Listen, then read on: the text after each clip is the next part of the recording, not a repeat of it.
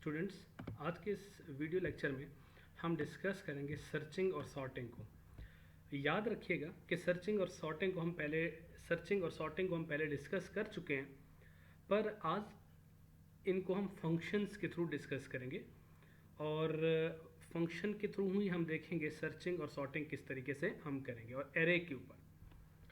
तो हम मूव करते हैं अपनी पहली स्टेटमेंट की तरफ जो कि सर्चिंग से रिलेटेड है। यहाँ पे हमारे पास है जी input student roll number in array of size 10। आपके पास एक एरे है साइज 10 की जिसमें अपने स्टूडेंट का रोल नंबर एंटर करना है। After taking input you are suppose to ask for a roll number to search, यानी आपने एक इनपुट लेने के बाद आपने वो रोल नंबर पूछना है जिसको सर्च किया जाए from array. If roll number found display message found, otherwise display message not found. हम इसको लीनियर सर्च के थ्रू करेंगे। तो मेरे पास कुछ कोड यूं है।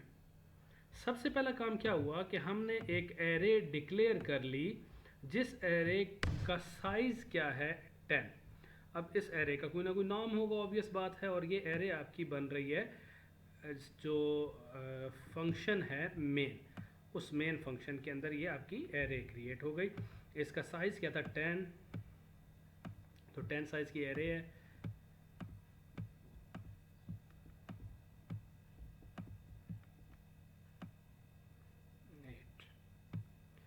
वन टू थ्री फोर 5 6 7 8 9 और एक इंडेक्स हमारे पास और 10 इंडेक्सेस। तो हमने यहाँ पे डाटा इनपुट करना है, रोल नंबर्स एंटर करने हैं और रोल नंबर एंटर कर देते हैं हम इसके अंदर। कुछ रोल नंबर लेट से मैं कहता हूँ roll number 21, roll number 32, roll number 41, roll number 40, roll number 36, roll number 37, roll number 10, roll number 2, roll number 8, roll number 1।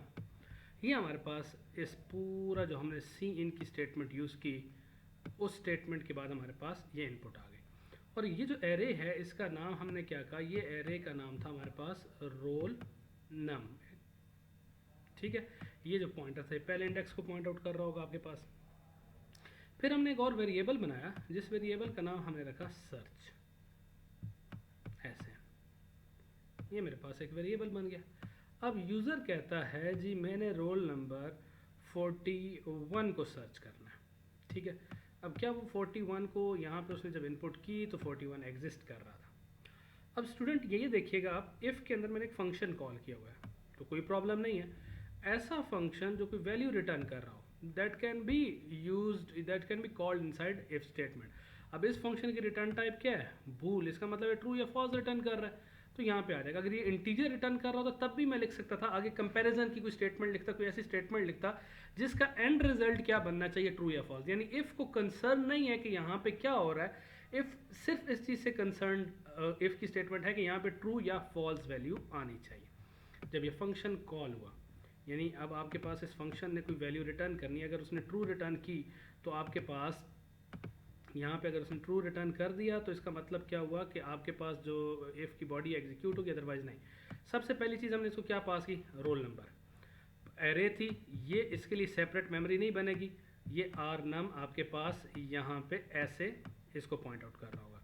फिर नेक्स्ट चीज़ हमने क्या पास की, 10 आपके पास जो टोटल एक वेरिएबल बनेगा यहाँ पे, उसमें वैल्यू क्या आ जाएगी 10, और कांस्टेंट है, मतलब चेंजेबल नहीं है। ये भी कांस्टेंट होना चाहिए था यहाँ पे ताकि इसको हम चेंज ना कर सके।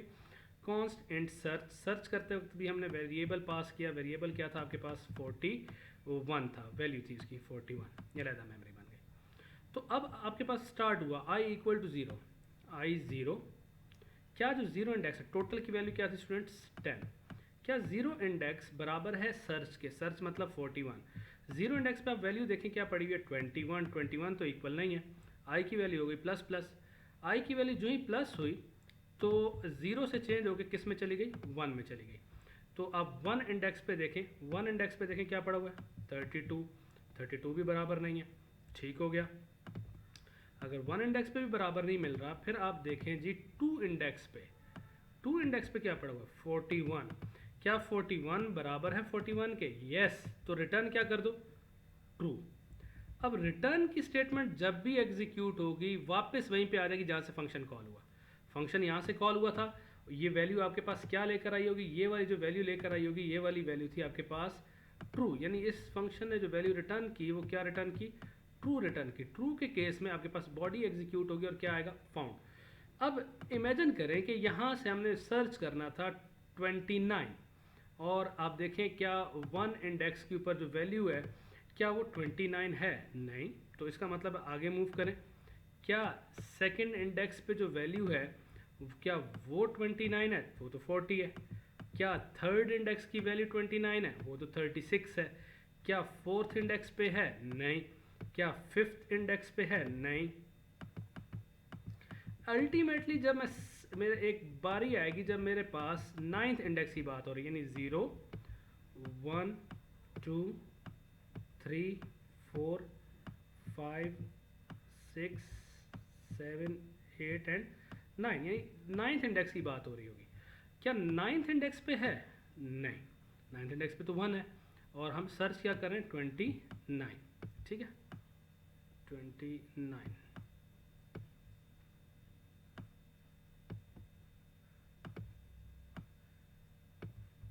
सर्च 29 कुछ इस तरीके से। क्या नाइन्थ इंडेक्स पे है, नहीं। अल्टीमेटली आई की वैल्यू हो जाएगी 10, जो इंक्रीज करेगा 10 इज लेस देन 10 फॉल्स। तो यहाँ से क्या रिटर्न होगा, फॉल्स, लूप के बाहर से यहाँ पे फॉल्स आएगा, इसका मतलब है ये लूप ये एग्जीक्यूट नहीं होगा, तो एल्स में जाके क्या बताएगा, नॉट फाउंड।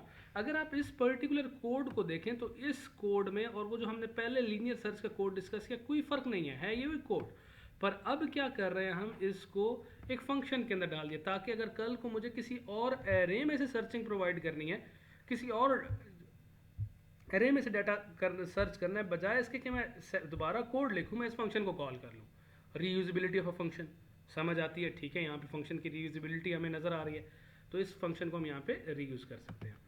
थोड़ा सा आगे मूव करते हैं और एक और स्टेटमेंट देखते हैं। You are suppose to input employ number in an array of size 10। ठीक हो गया, हमने एम्प्लॉय नंबर लिखने हैं, जिस अभी हमने रोल नंबर देखे थे, अभी हम एम्प्लॉय नंबर देख रहे हैं। Employ number must not be repeated in array. अच्छा, एक बात को हमने इंश्योर करना है कि एम्प्लॉय नंबर जो पहले आ गया एरे में वो रिपीट नहीं होना चाहिए। Use function to ensure that employ number is not repeated, यानी हमने फंक्शन यूज करना है इस बात को इंश्योर करते हुए। ये मेरे पास कोड है employ number.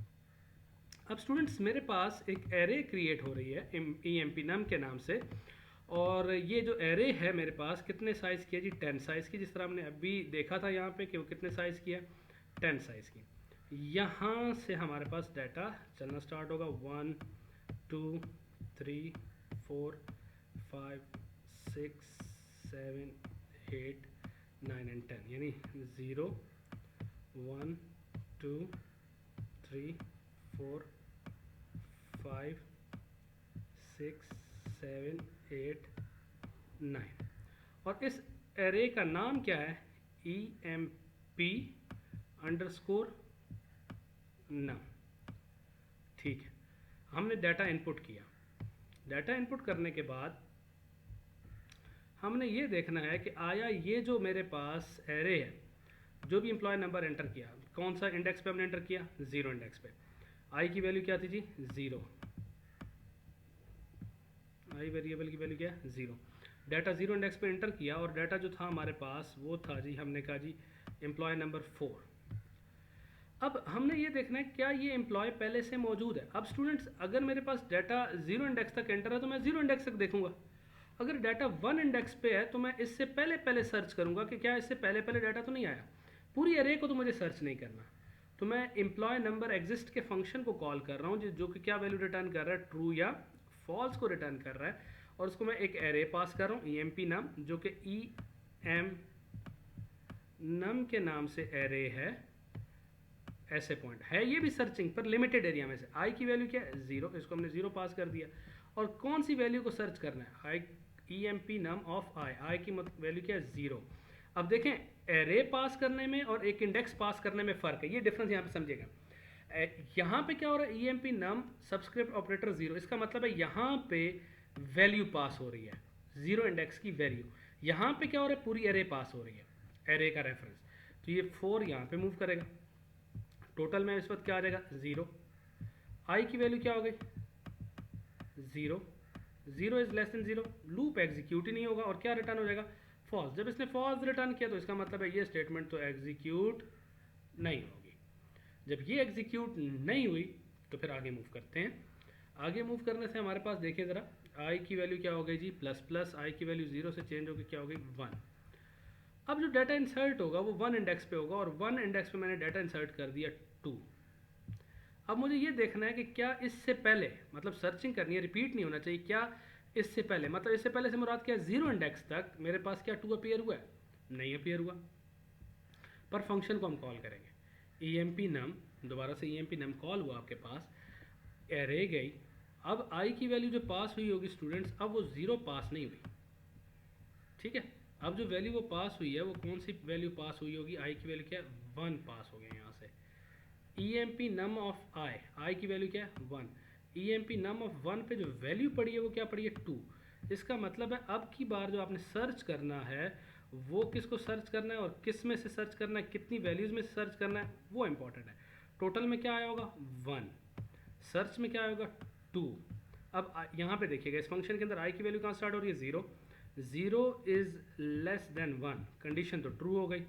If e num of i, e num of i से क्या मुराद है e num of 0 double equals to e num of 0 पे देखें क्या पड़ा हुआ है ई एम नम ऑफ 4, क्या 4 बराबर है 2 के, नहीं, आई की वैल्यू क्या हो गई plus plus 1, 1 is less than 1, return false, तो इसकी बॉडी में फिर भी नहीं आएगा।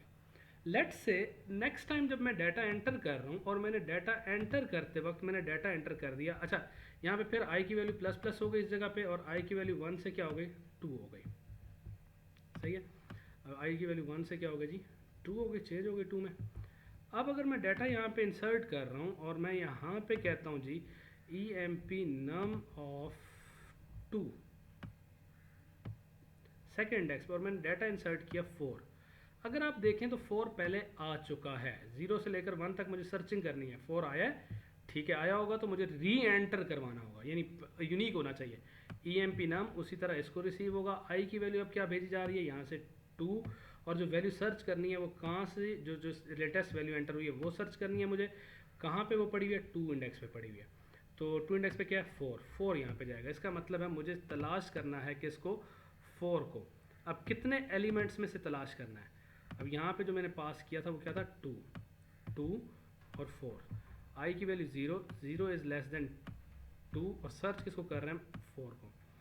इन एम नम ऑफ 0, 0 पे देखिए क्या पड़ा 4, क्या 4 बराबर है 4 के, यस, तो रिटर्न क्या कर दो ट्रू, ट्रू रिटर्न करेगा ये फंक्शन, यहीं से आगे चेक करने की जरूरत नहीं है, मिल गया, यानी इट ऑलरेडी एग्जिस्ट, एग्जीक्यूट होगा दोबारा से cin e m p num of i की वैल्यू क्या थी 2, यानी सेकेंड इंडेक्स में दोबारा से एंट्री होगी। लेट्स से मैंने डाटा एंटर कर दिया 2, अब ये 2 भी आपके पास एरे में अपीयर हुआ था, फिर दोबारा ये फंक्शन कॉल हुआ, अब यहाँ पे सर्च करेगा 2 को, क्या 4 बराबर है 2 के, नहीं, आई की वैल्यू हो जाएगी इंक्रीमेंट, इंक्रीमेंट होने के बाद आई की वैल्यू क्या हो गई 1।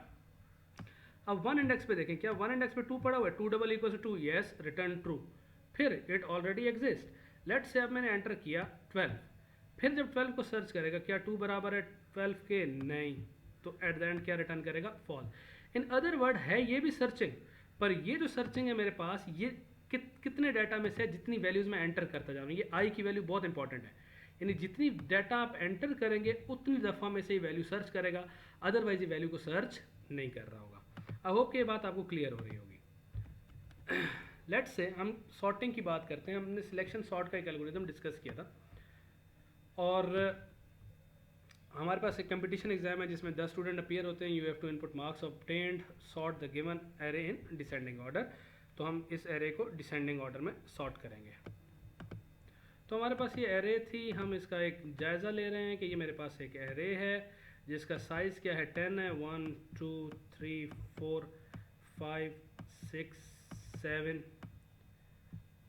8 9 एंड 10, ठीक है।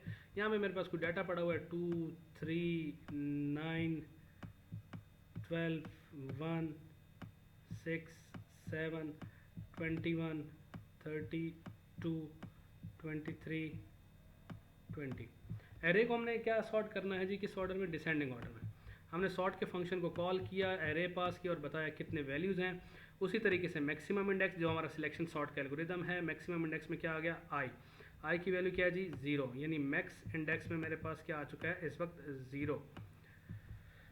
तो if this of 0 is less than array of 1, बिल्कुल ठीक है, एरे इसकी वैल्यू क्या हो जाएगी 1। अब जब ये लूप एंड होगा, इस लूप के एंड पे मेरे पास मैक्सिमम वैल्यू का इंडेक्स पड़ा होगा, यानी 987। तो कौन सा इंडेक्स पड़ा होगा यहाँ पे 7। अब ये स्वैप कर रहे हैं, स्वैप किसको कर रहे हैं, एरे ऑफ आई, मतलब x इस चीज़ को बाय रेफरेंस पॉइंट कर रहा होगा, फंक्शन मैंने पास किया, और यहाँ पे एरे ऑफ 7 y इस इंडेक्स को पास कर पॉइंट आउट कर रहा होगा, बाय रेफरेंस है।